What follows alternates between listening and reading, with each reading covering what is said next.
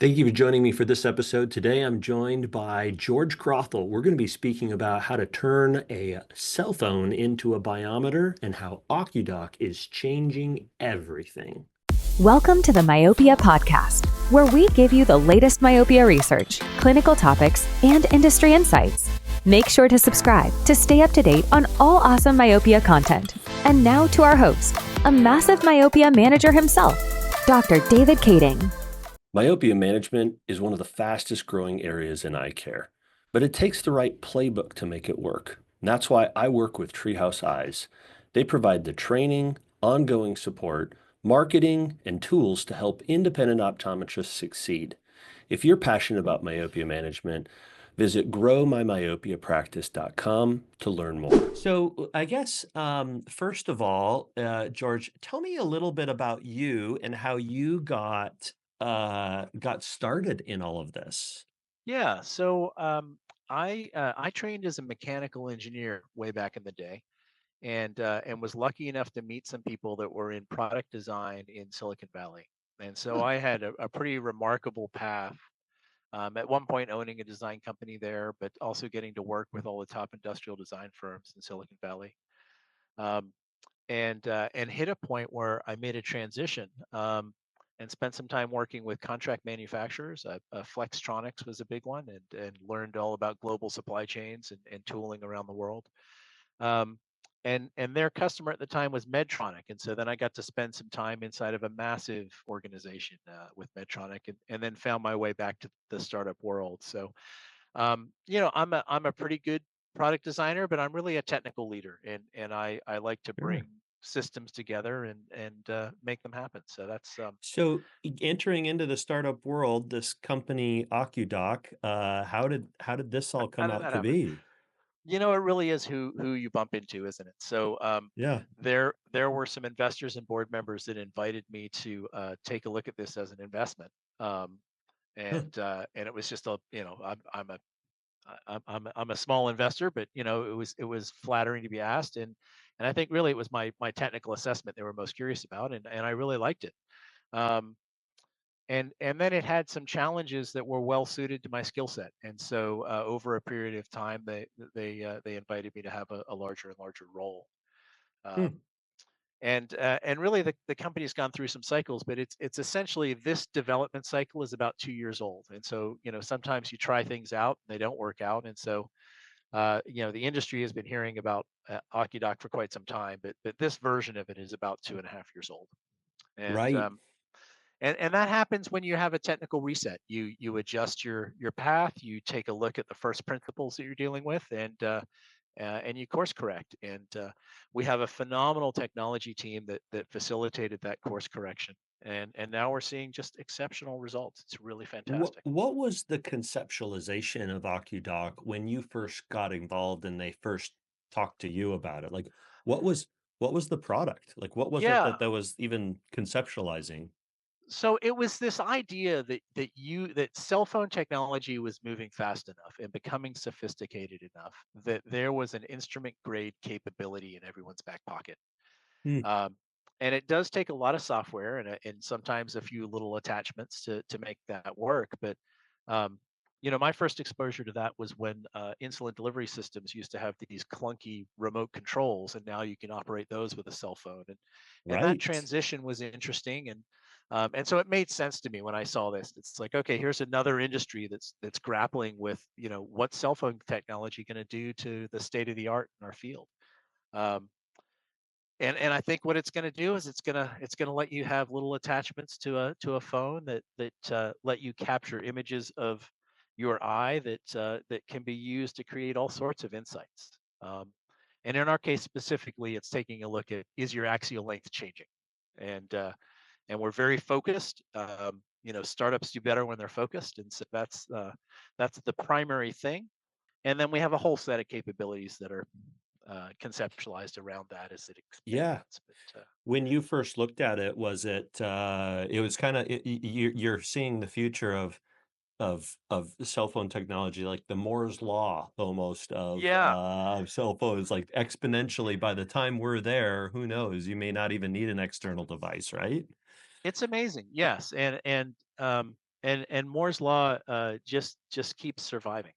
It does. Every time people think we've pegged it, somebody comes up with a new process that allows it to continue. So Yes. um, So, yeah, for those who don't know what Moore's law is, if for those that are listening, it's Moore's. I think in 1965 or something, Gordon Moore said that the transistors, the integrated circuits, doubles every 2 years, and it's been dead spot on, right? He's yeah. been right on with that, and we're seeing similar sort of things happening in cell phones, right? 2007, we had the iPhone like, look at the phone compared to what it is today, right?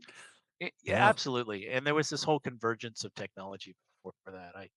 I once got to attend a dinner with Gordon Moore and his wife. Really? It was a high point. Yeah, it was really neat. What a Uh, cool thing. Yeah. Silicon Valley do. So were you was it conceptualizing axial length at the time that you first started looking at the company? Is that where you were where they were at? Was axial Yeah, length? yeah. So there's a team that's loosely associated with Aston University in the UK, um, and a contract group there called Value On, and that's led by a fellow named Tom Drew. And and Tom had taken a look at this and performed an assessment and looked for the opportunities, um, and he coined this new term, hyperspectral biometry, because he was trying to describe what he was seeing and the way that that you could capture. We call it a picture with a cell phone, but really underneath that picture is a raw sensor that captures information about light um, with incredible granularity. And Hmm. so, at the PhD level, he saw in that patterns that aren't, it's not practical to calculate those as a person. But when you start to apply machine learning to them, and I'm careful when we use the AI term because it's overused right now, but this is in fact a case where the size of the mathematical problem is an AI problem. Um, and he saw that opportunity and started applying that.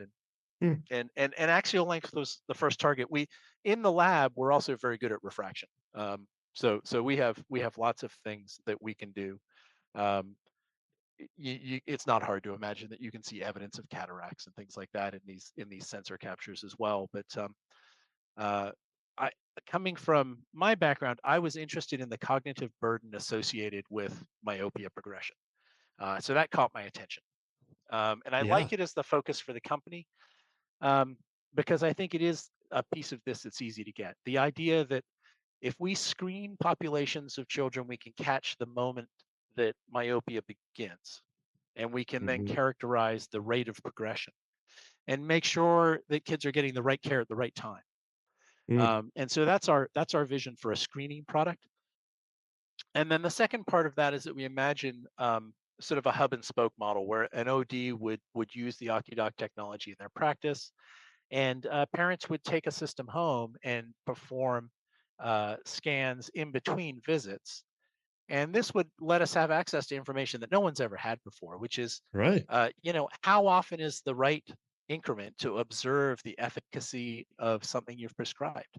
Or if you're not ready to prescribe, but you don't want to miss the moment that you should, how often do you want that sibling of somebody that you're treating to get a scan to keep an eye on them?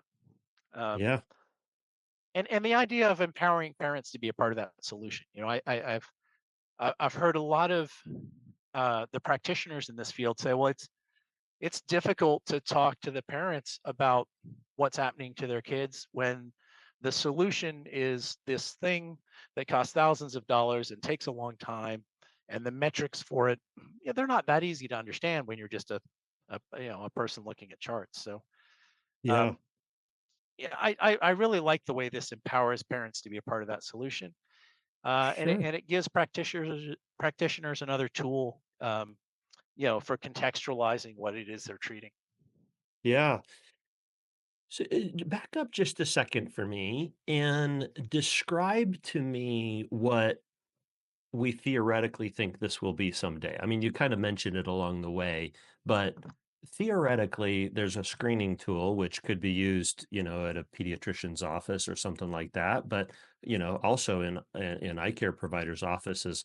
But What do you or a school imagine? nurse. School Imagine nurse, right? imagine the school nurse at the beginning and end of each year just does this and gets a little snapshot of each child's eye, and it's anonymized data. You cross-reference it with a school ID or some other generated figure to keep everyone feeling safe and secure. But you get that pattern of data, and all of a sudden you're redefining the point of entry into eye care, Yeah, because at the moment we wait until there's a problem, and tragically that's often a kid that's having a hard time at school, yeah, and that comes with all sorts of other social problems, so yeah, if we could catch kids before they have a problem, when we can see that there's a condition present, yeah. I just that makes me feel great about what's possible. So that's the scanning, that's the Sure. screening tool. I don't know um, if you know this, George, but here's the reason why your data and this type of technology is so valuable. Dr. Snellen died well over 100 years ago. So he died 100 years ago. And his innovation of the vision eye chart that is being mm, used as the standard for school vision screening is so far outdated. The standard eye chart of a subjective measurement. In fact, the studies show that about 75% of children with vision problems get missed in a school mm, vision screening. mm. Does this tell us why your technology is so important? I mean, this Wou- is the prime wouldn't it be reason. amazing? Yeah, Yeah, prime reason yeah, we need what you're doing. yeah, Yeah. it would be great. And there are challenges. Sometimes people say, well, how will you get a school nurse to do it? Well, there's a community of ODs around every school, and so really, I think we give them the monitoring tool that improves their ability to see what's going on with their patients. Um, Mhm. and we don't do anything prescriptive. This is just providing information about how things are changing. So it's Right. just an observation. It's advisory only in nature. If you're a parent and you have this at home, you just get confirmation that you've done your job, that the image has been uploaded to the portal for your OD to review. Um, and AI, I think you're seeing this in lots of products. It has the ability eventually to provide some guidance to the OD about what they're seeing, so that it's not like the X-ray technician who's exhausted from looking through all these X-rays all the time, and could use some help isolating what they're looking at. Um, that'll evolve over time, but initially something as simple as, this is how much the axial length has changed. This is what the system has detected, and then in the office, you're going to cross-reference that with an IOL master or a Topcon Meyer or a product like that. So Yeah, George, you're holding up a cell phone and you've got something on it. What is this? yeah, so this is Describe to this me what you think. this has no electronics in it, and it's about the size of maybe two rectangular matchbooks stuck together. Um, and what that does is it just conditions the light that we're using to capture the sensor. So if we know the light that comes off the phone's flashlight, and we know what we expect to see bouncing back off the eye, then that's the beginning of a mathematical journey that tells us a story about your axial length. Hmm. So every phone, you'd have to run a verification for each model. So we currently use one particular model of phone, and we clip it Hmm. into the case, and But that's what that could be altered we and use. changed for every single phone that could be used, or even as a Yes. standalone device that you sell with a cell phone, someday that could be the sort of thing. I got a question. If you're able to detect certain types and levels of cataracts, Mm, this is not, we're talking about myopia as part of this discussion, but yeah. could could you also detect changes in in retinal color to detect things like macular degeneration and diabetic retinopathy with blood hemorrhages and stuff, and maybe even just say not normal or normal? Would that be within the realm of the detection Almost of that light? Almost certainly. So anytime that we Huh. can get a collection of training data, so Yeah, and the ideal way to use a technology like this is to put it in parallel with existing studies. So you're performing a sure. study, let's also build a database of image capture in parallel to that study, and then let's see what the machine learning and the AI can do with it. Yeah, But yeah, it's our expectation that we can absolutely do something like that emergency room tool that helps you with a retinal detachment diagnosis. Um, sure.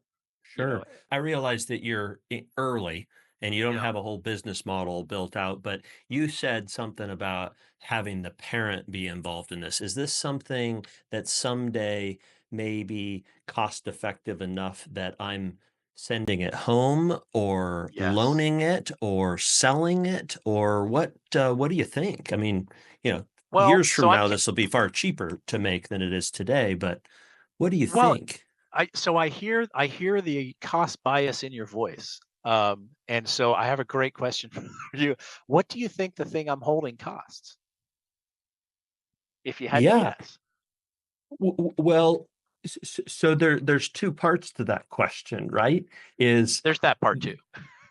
yeah, so in holding in your hand that device to manufacture just what you have right there probably isn't very expensive, but there's a whole lot of people that are coming up with the process and the company, and there's There that are. that has to Yeah. end up being paid for at some point. Um, so I don't know. I mean, if you're going to So, do this for no money at all, maybe we could manufacture those for $100 or less. I don't know. well, we can do that. So we've learned in the past that if you give it away, it winds up collecting dust in the corner. That's So right. That's there right. has to be some cost associated with it. Yeah. Um, but there's a bit of margin in this product for us and some margin in it for the OD as well. Okay. And it's the sort of thing where we're being very deliberate about having a price point that allows somebody to sponsor a school nurse to do an entire Mhm. population. I would love to see a time and a place where a group of ODs get together around their local schools and say, it just sense for us to support the school nurse program because we're the ones that are here to provide the treatment when it's identified as necessary anyway. So why wouldn't we help the big end of that funnel? So that's the vision I have. Time will tell if that comes to fruition. Um, we will get to where we can put this on many different phones. It's just a case of calibration, and so Sure. there's a back end team of engineers that make Yeah. the molded plastic and the optical elements in this work.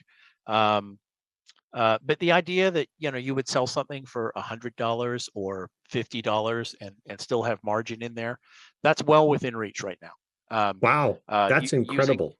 yeah, using 3D printed parts and catalog items. I'm only a little over that with what I hold in my hand right now. Now, the Right. software And behind it is the power. So, we all know that server farms use energy and that there is a cost associated with computation. So, the yeah. idea that you have a scan and it's analyzed, it just makes sense that you would have a per scan cost model in there somewhere. Makes Uh, sense. Yeah. Even if your margins or even if your cost was double what you're saying right there, it certainly could be fit into, a reasonable usage in an office. Let me ideate for just a second how I potentially could see something like this. Is let's say that I buy 100 of them, right? And I've got 300 patients in myopia management at a time. Um, and so I'm basically just uh, loaning the physical device out to a group of patients for monitoring of either a 3-month or a 6-month time period.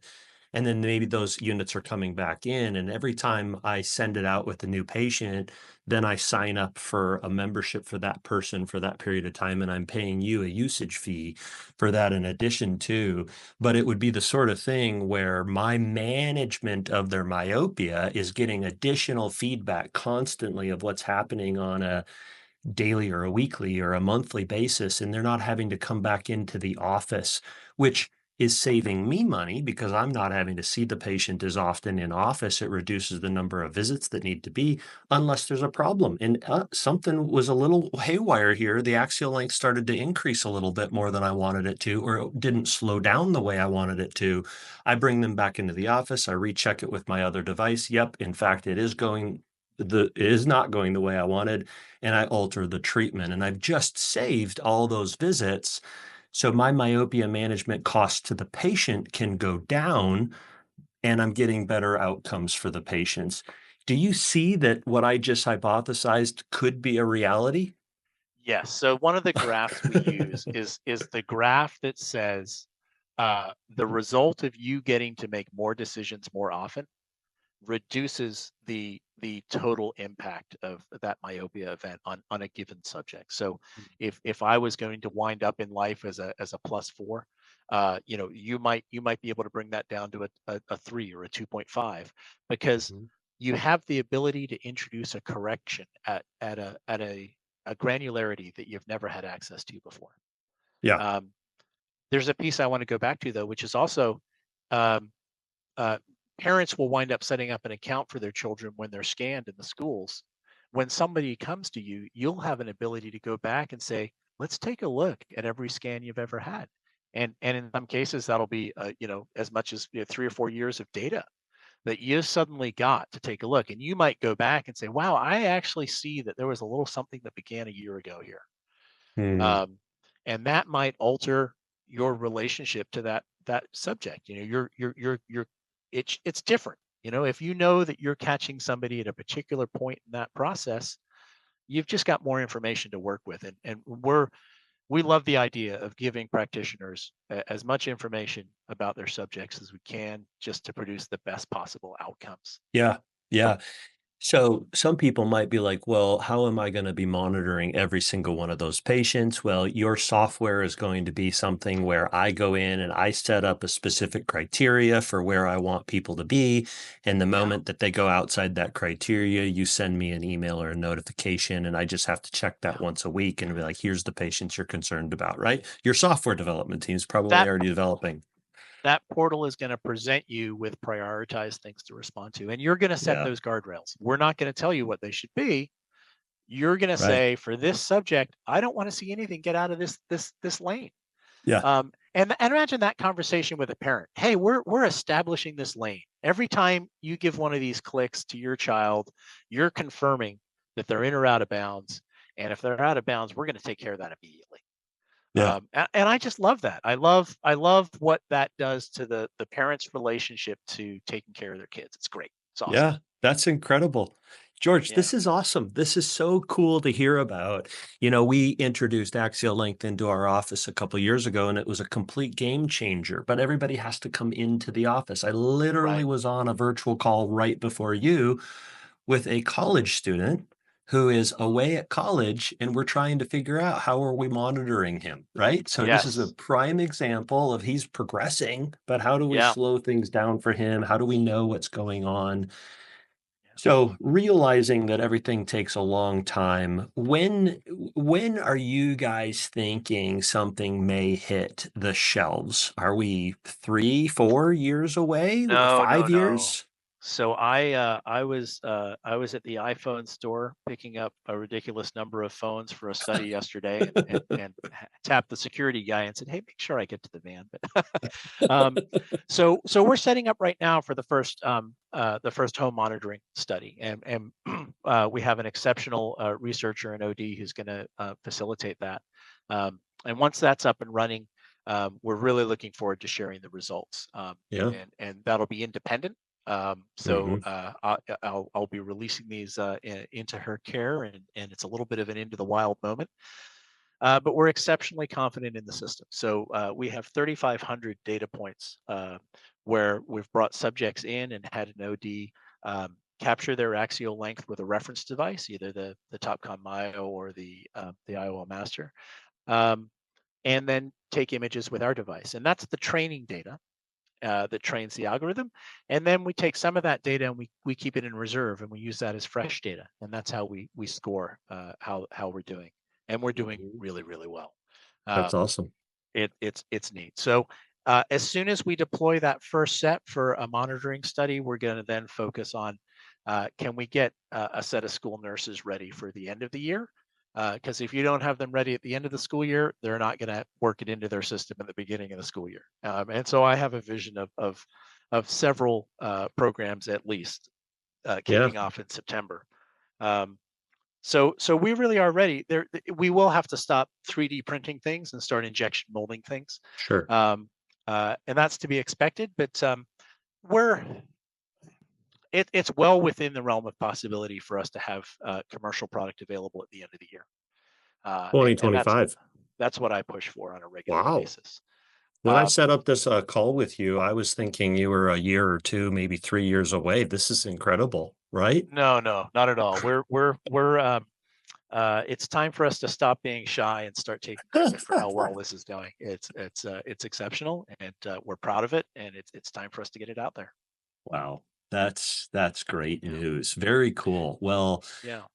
very exciting, and hopefully we'll be able to talk with you or somebody else at the company and learn a little bit more in a matter of a couple of months. And definitely as launch is going on and this data Yeah.